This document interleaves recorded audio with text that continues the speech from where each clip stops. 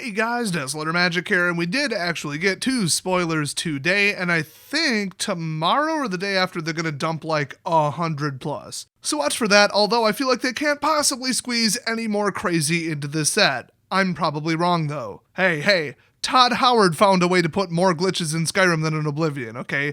You never know what science is capable of. So first up, we've got another Mythic. This is one of the Cavalier cycle. It has to be the last one. I wasn't exactly counting, but it is triple blue +2.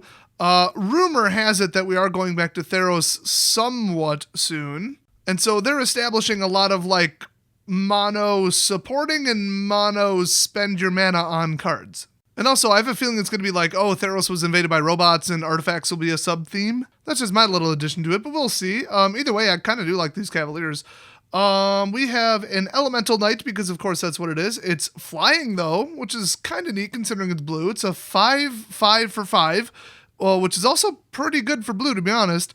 And when it enters the battlefield, you draw 3 cards, then put 2 card from your hand on top of your library. I'm starting to not trust these translations. But remember, this is a Cavalier, so it has a second effect on death, so whenever it dies, not leaves play, exile, none of that, just dies, shuffle it into your library, then scry 2, which is kind of nice. I mean, I would say probably all of the other Cavaliers are better than this, but, I mean, that's only when you count the abilities. If you just count, hey, this is a flying 5/5 in blue for 5, I mean, it almost doesn't even matter what the abilities are. I'd play that. If it was literally just vanilla flying 5/5, I'd play it. I mean, there's 8 sets legal. There's probably other choices, but just like in a total vacuum, I'd be like, yeah, 5/5 flyer for 5. Okay. So considering, if they bring Devotion back verbatim, this would be a triple Devotion card, which would probably, speaking of triple its price. I have a feeling this is going to be like a $1 to $2 Mythic. You might want to trade for or like even buy up a couple copies of this just in case some kind of color identity Devotion-ish thing comes back. Because, like, this would be insane in a deck like that. Anytime the Devotion count is 3 or above, oh my gosh. Except for that one Elemental. That one never took off. That was weird. Shore Crasher, was it? Something like that? So this doesn't really strike me as, like, the key card to any existing deck. So, I mean, it would have to go on something new. It doesn't look that valuable, but overall, I'd say it's good. So next up, a very interesting card, because this is triple green, but not part of that cycle. Isn't that interesting? Now, a lot of the double and triple green cards, I mean, you look at like Gigantosaurus, which is 5 green, that clearly was not intended for anything other than, no, seriously, this is only going into green deck. Do not let the person play this in a 2-color deck. But that said, this costs 6. Anytime it's like triple anything, triple red, whatever, and then the other 3 is anything you want, in a 2-color deck, you're going to have about 50-50. In fact, with dual lands of any kind, which now we're going to have temples, life lands, shock lands, and what else do we still have? Check lands? I don't remember what's in standard. More than 50% of your total mana base is going to be able to cast more than 50% of the average spell, if that makes sense. So if this was, 3 green and then 1 generic, then it would be like, okay, no, this was intended to be very difficult to play in anything but mono green. So this, I would say with it being 3/3, 6 total, has some other motive behind it. And that's why I think this is very significant evidence that we're going back to a Devotion mechanic. So anyway, this is a Hydra. Very interesting card, by the way. It has Vigilance, which is kind of nice. It's an 8/7 for 6, which is also pretty good. At least it isn't X or some stupid grow over time thing, but Hydra spells you cast costs 4 less. 4 generic less, and I don't think I've ever seen X be colored, like ever in the history of the game. So this would help out other Hydras pretty good, because you can put it towards X, remember that. But the most important question is, how many Hydras are legal in Standard right now? Well, there was one that was spoiled for sure, and the Gatherer won't let me just simply search M20 yet, because it's not on there, so I'm probably forgetting some, but okay, there's at least one in M20, and then I guess this isn't. No, this is legendary, so I guess I won't count itself, so the count is at 1. And then we've got Bioessence Hydra, which is from War of the Spark. Not a very commonly played card. It's a Hydra Mutant, and it's in Simic colors. Then we've got Hungering Hydra from M19. I mean, that's only going to be legal for 3 months. I thought it was a very good card, though, otherwise, but not a lot of people play it, which is a shame because it's a really good card. And then, of course, we got Hydroid Krasis, which is, a mythic from, Ravnica Allegiance. And yeah, obviously people play that. So I think that this Gargos would only be good in a Simic deck, honestly, unless we see more Hydras either in this set or in the future. To really even benefit from this at all, I'd say bare minimum 16 Hydras total, like card-wise in your deck. But there's more to it. You could just completely ignore the whole Hydra spell reduction thing and go with the last ability, which is whenever a creature you control becomes the target of a spell, Gargos Vicious Warden fights up to one target creature you don't control. So it has to be a spell, can't be a planeswalker ability, can't be a creature ability, so it's not like you're snapping back at whatever the, source of the ability was or whatever. No, it's an actual spell. Then boom, you got an 8/7 biting its head off. Now, you could just choose not to if the only thing they have in play is bigger than that, or if you wanted to swing with this safely and didn't want, 5 damage piled onto it. But assuming this is translated correctly, here's my beef with this card. Whenever a creature you control becomes the target of a spell, not a spell an opponent controls. Oh, and allegedly it doesn't say whenever another creature you control, like other than the Hydra. So honestly, screw the Hydra deck, just throw this in your deck and just keep hitting this with pump spells. You hit this with some little, giant growth or whatever. Cool, 3/3 bigger and you just killed a 3/3. Then hit it with another pump spell. Okay, now we've got, another creature out of the way. Like, that's absurd. It turns every single pump spell that you have, or really anything that targets one of your own creatures without, doing something bad to it, I guess. It turns that into basically a kill spell. Now, you can only do this so many times before your Hydra dies, but like I said, if you're casting pump spells on this thing, or if you just cast a spell that says, +1 and indestructible or something to your Hydra, then you can fight as much as you want. Well, until you run out of spells. So, it's not that great, but it's pretty damn good.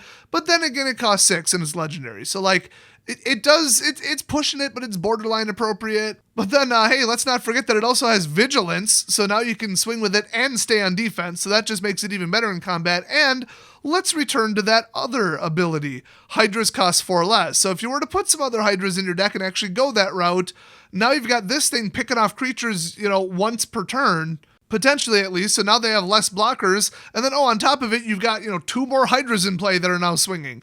You could just win the game with this thing. So that would be a solid deck. It would be very expensive and kind of slow, which is bad for the standard meta right now.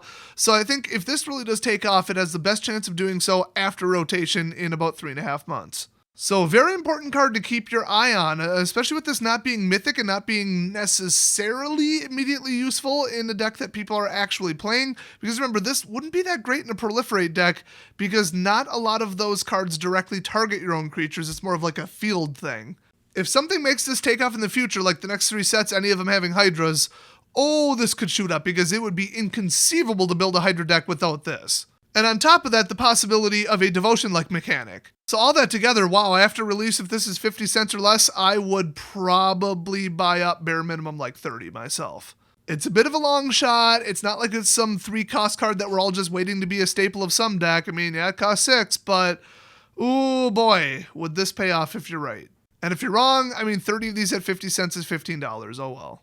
To go the other route, if they hit $10 because that deck takes off, $10 a piece, 30 of them, $300.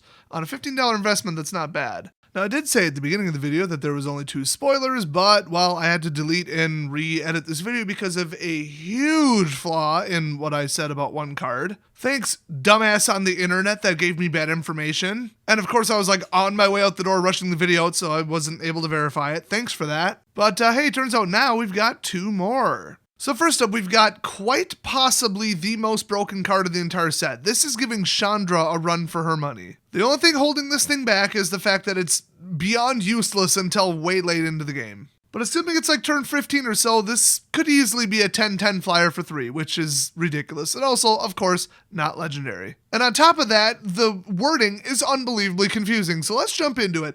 It's a 0/0 for 3, double black. So we're already off to a great start. Flying Death Touch. Cool, we don't have many of those.